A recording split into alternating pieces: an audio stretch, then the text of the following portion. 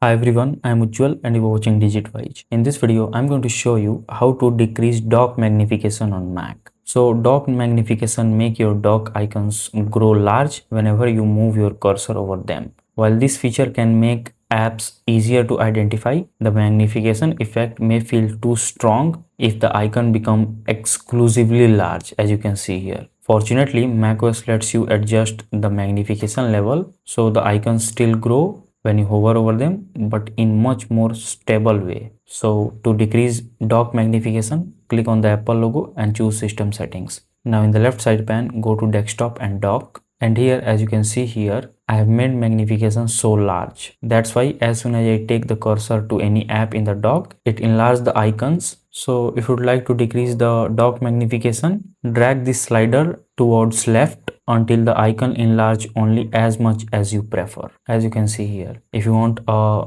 bit more magnification, then you can place this slider near large and not completely large. So that's it. If this video helps you in any way, then do like it and subscribe to the channel. Thanks for watching.